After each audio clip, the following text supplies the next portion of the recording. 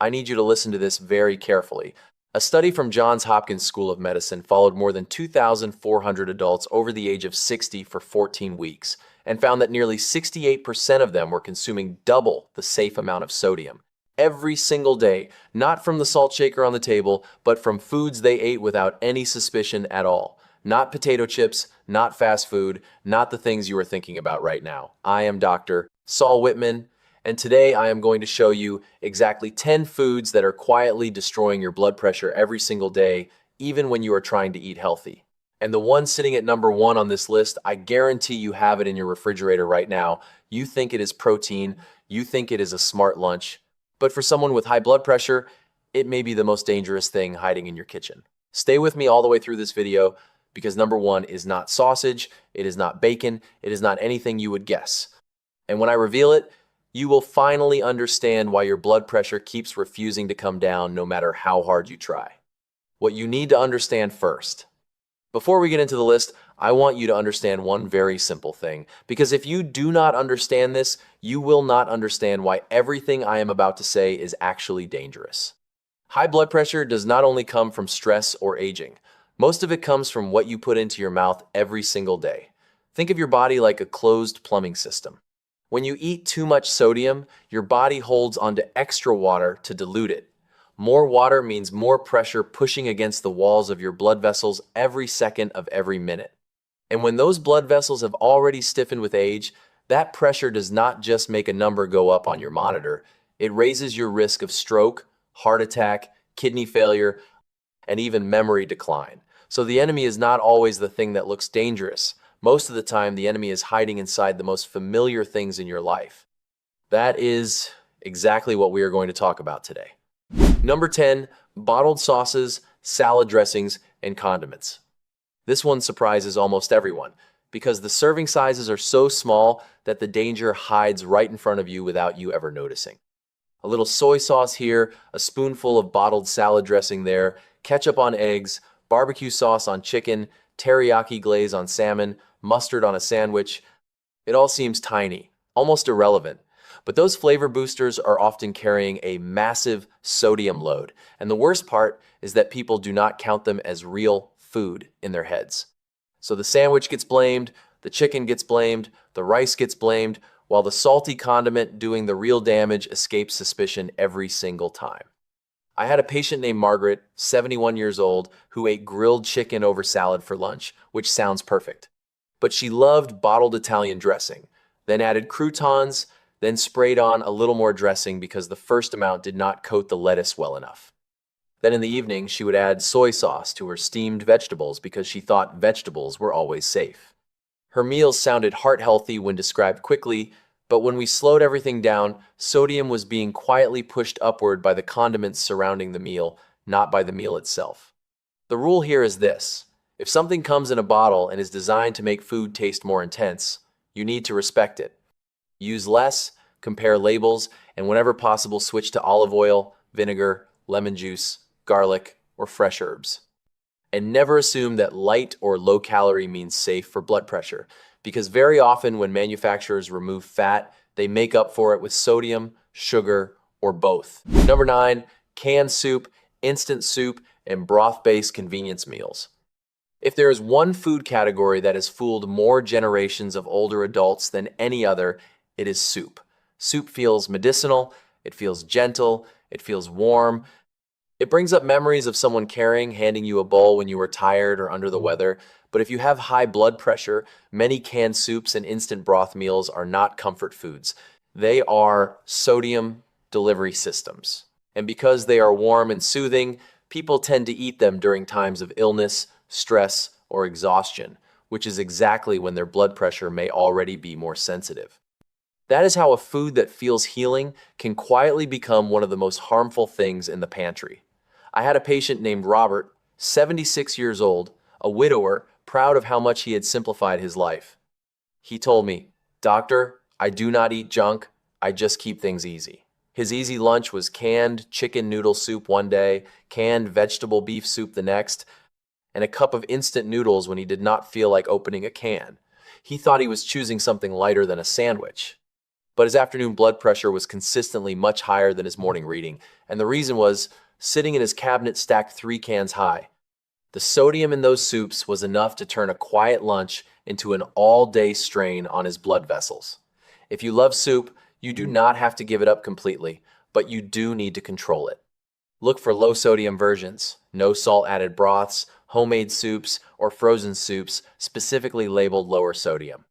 Number 8. Chips, salty crackers, salted nuts, and the just a little snacks. This is the category of false innocence. Nobody says, I just sat down and ate 3 bowls of chips while watching television. They say, I only had a little. They say, it was just a small snack. They say, I did not even eat a full meal. But blood pressure does not care whether you call it a meal or a nibble. It cares about what entered your bloodstream. And salty snack foods are engineered to do 2 things extremely well: deliver sodium and make you want more. That combination is exactly why they can become a daily habit long before anyone recognizes the pattern. I had a patient named Dorothy, 69 years old, who checked her blood pressure every evening and could not figure out why it was always worse at night. She blamed stress, poor sleep, the news, her age. Then I asked her what happened between dinner and that evening reading. Not much, she said, just tea and crackers. I asked how many crackers. She laughed. Well, maybe more than a few. Then came the salted mixed nuts, the microwave popcorn on movie nights, the cheese crackers when family came over. None of it felt significant on its own. But added together, those so-called tiny snacks were creating a steady sodium burden that showed up in her nighttime numbers every single time. The answer is not to stop snacking forever. The answer is to stop treating processed salty snacks as harmless filler. Choose unsalted nuts in controlled portions, cut vegetables, plain popcorn you season yourself, fruit or hummus without excessive sodium. And please be careful with labels that say baked, multigrain, or gluten-free, because those words can distract you from the real issue. Number 7, cheese and processed cheese products. Let us talk about cheese because this is where emotion enters the conversation. Cheese is familiar, cheese is comforting, cheese feels nourishing, especially for people trying to get more protein or calcium. But if you have high blood pressure and rely heavily on cheese, particularly processed cheese slices, cheese spreads, cheese dips, and heavily salted shredded blends, controlling your blood pressure becomes much harder than it needs to be. Why? Because now you are not only dealing with sodium, you are often dealing with saturated fat at the same time. And that combination can push your cardiovascular system in the wrong direction from 2 different angles all at once. I had a patient named Harold, 74 years old, who came to me confident he was eating a textbook heart-conscious diet. Breakfast was whole grain toast with a slice of cheese.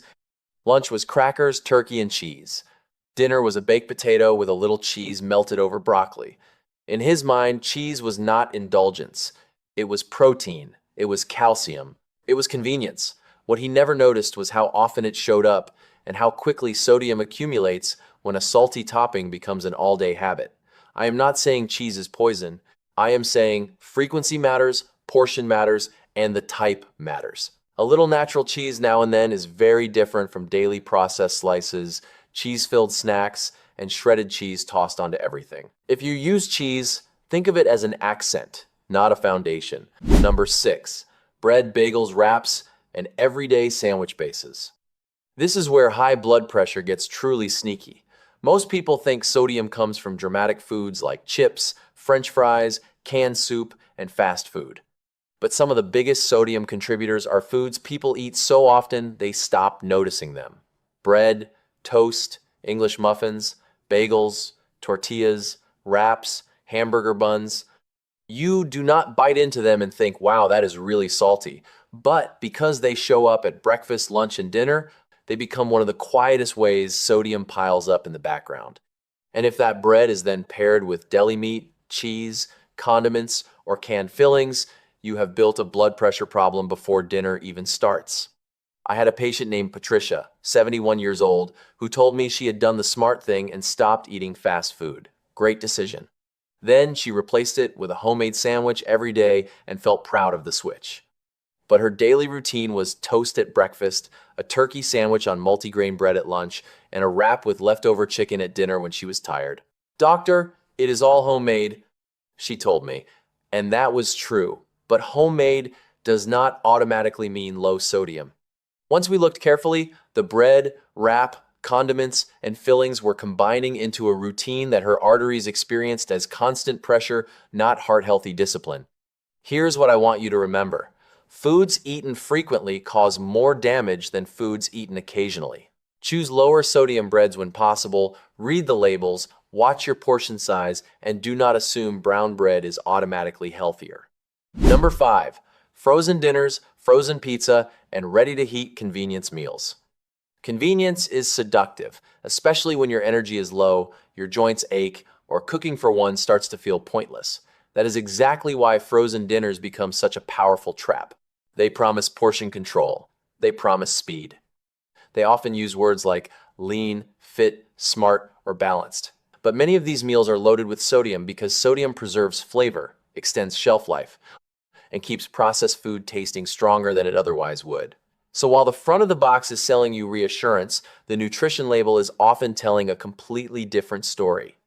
I remember a patient named Susan, 67 years old, who cared for her husband full-time until he passed away. After that, cooking emotionally collapsed for her. She did not want to chop vegetables for one person. She did not want pots and pans. She started relying on frozen pasta meals, frozen meatloaf dinners, frozen breakfast sandwiches, and pizza because it made it easier to get through the day. Her blood pressure drifted upward month after month. She thought grief was the whole story. Grief absolutely mattered, but so did the freezer. Those meals were delivering repeated sodium hits that her body could no longer shake off the way it once did.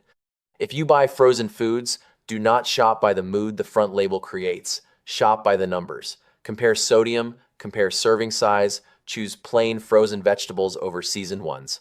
Number 4, sugary drinks, sweet tea, fancy coffee drinks, and liquid sugar.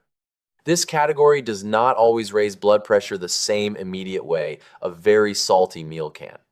Its damage is often slower, more strategic, and in some ways more dangerous because it changes the environment inside your body.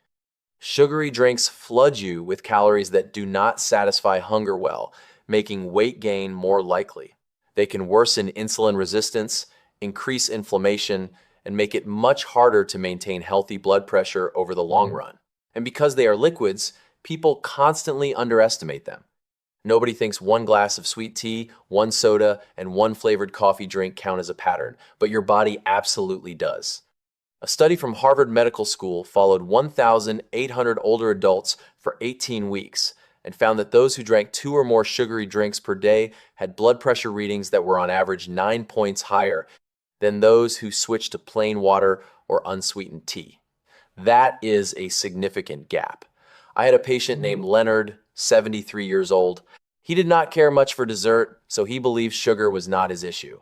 But every morning he had a large sweet coffee. Every afternoon he drank a bottle of sweet tea. When company came over, he switched to soda because it felt more festive. "I do not even eat cookies," he told me proudly. But his waistline had grown, his blood sugar was drifting, and his blood pressure was becoming harder to manage every year.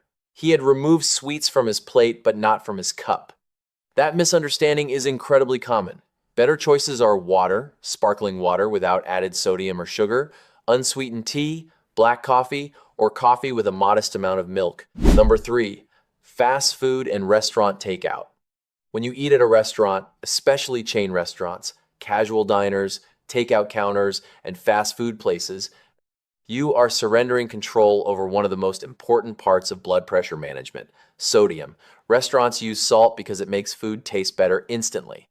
It hides mediocre ingredients, intensifies flavor, and keeps customers coming back. Add in giant portions, creamy dressings, bread baskets, sauces, cheese, cured meats, and sides, and you can create a single meal that strains your cardiovascular system for hours. The most dangerous part is that many restaurant dishes do not even taste outrageously salty. They just taste delicious, which is exactly how the trap works. I had a patient named Gloria, 70 years old, who lived alone and socialized through lunch dates. I love that for her because isolation is dangerous in its own way. But every Tuesday was soup and half a sandwich at a local cafe. Thursdays were Chinese takeout with her sister. Sundays were a diner breakfast after church. She kept telling me she almost never cooked with salt. That was true, but it was beside the point. The majority of her sodium was not coming from her kitchen. It was coming from chefs, prep cooks, sauces, seasoning blends, and commercial recipes she had never seen. Her blood pressure spikes were not random, and once we matched them to her dining out days, the pattern became impossible to ignore. This does not mean never eat out again. It means ask for sauce on the side, skip the soup, split the entree, and choose grilled foods without salty glazes. Number 2, alcohol. This is where many otherwise careful people get blindsided. A glass of wine feels civilized, even heart-healthy thanks to years of confusing headlines. A beer feels casual, a nightly cocktail feels earned. But when alcohol becomes regular, blood pressure can begin to climb in a way that is frustratingly stubborn.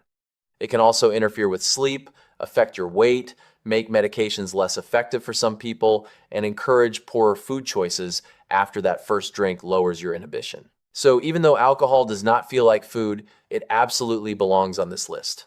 I had a patient named George, 78 years old, who was certain his diet was not the issue. Breakfast was decent, lunch was modest, dinner was reasonable, but every evening at 6 in the evening came 2 large drinks. On weekends, sometimes 3. He said it helped him relax. Emotionally, I understood that. He had lost friends, lost his routine, lost the structure that work once gave him, but physiologically, his body was paying for that nightly ritual. His morning blood pressure stayed elevated even on days when he ate well. Once he reduced alcohol consistently, his numbers improved enough that we avoided another medication adjustment he had been dreading for months. Hear me clearly. This is not an all-or-nothing moral lecture. This is a blood pressure conversation. Track it, reduce it, see what happens. Number 1, processed meats, bacon, sausage, ham, hot dogs, and deli slices. Here it is. The biggest villain on this entire list is processed meat.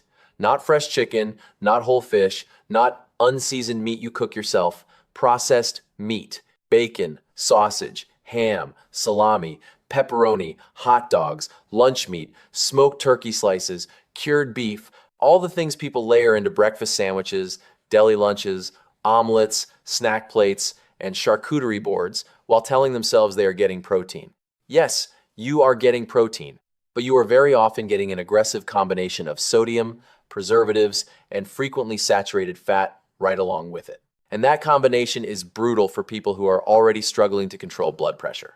A study from the Cleveland Clinic followed more than 3,200 older adults for 16 weeks and found that those who consumed processed meat at least once a day had systolic blood pressure readings that were on average 11 points higher than those who switched to fresh protein sources. That is a meaningful difference. Let me tell you about Ruth, 68 years old, because her story is the reason I ranked this at number 1.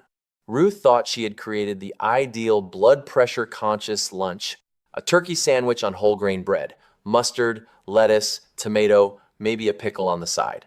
No chips, no French fries, no burger, no dessert. And she ate some version of that lunch almost every single day. It sounded responsible, and compared to fast food, it felt responsible. But the deli meat was heavily processed. The bread added more sodium. The mustard added more, the pickle added more, and suddenly her smart lunch was pushing her body in the wrong direction every single afternoon. That is the danger of disguised risk. Processed meats are especially problematic because they do not just show up occasionally. They become routines. Bacon at breakfast, turkey slices at lunch, ham in a breakfast casserole, sausage on pizza, pepperoni as a snack, hot dogs at family get-togethers. And because the portions look modest, people assume the burden must be modest too. But high blood pressure is often the product of repetition, not drama. What you do every day matters far more than what you do once in a while. So if you have hypertension, processed meats need to move from a regular habit to a rare occasion. That single shift can change the entire sodium profile of your week more than most people ever realize. If you are wondering what to eat instead, the answer is not starvation and it is not joyless eating. Use fresh chicken, home-roasted turkey, low-sodium tuna when appropriate, beans, lentils, eggs in moderation within your overall health plan, unsalted nuts, plain yogurt, or leftovers from dinner instead of packaged deli slices. Practical next steps. Now, I do not want you leaving this video afraid of every bite. The goal is not perfection. The goal is awareness. If you eat canned soup once, your life is not over.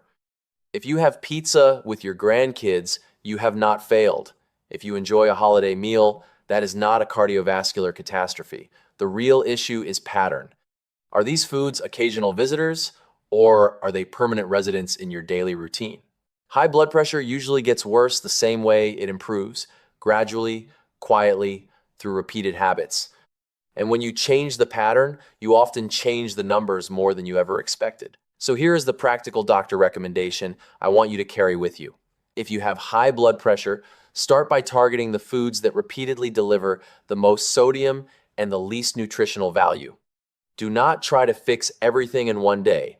Pick the 2 foods you eat most often and change those first. That is how real progress happens. Not through panic, not through guilt, but through clarity, repetition, and patience. Knowing what to avoid is the very first step to taking back control of your blood pressure. And today, you have already taken that step. Do not blame yourself for old habits. Take this new understanding and turn it into a strategy starting tomorrow. Your body has a remarkable ability to respond when you give it the right conditions, and you are absolutely capable of doing this. If this video helped you, please share it right now with someone you love, especially anyone who keeps wondering why their blood pressure just will not come down no matter how hard they try, because the answer may be hiding in the most familiar foods on their plate. And if this video was useful to you, please hit that like button so it gets recommended to more people who need to hear this, and subscribe so we can meet again in the next piece of advice. I still have so much more to share with you about keeping your heart and your body healthy in the simplest, most enjoyable, and most stress-free way possible. I am Dr. Saul Whitman, and I will see you in the next video.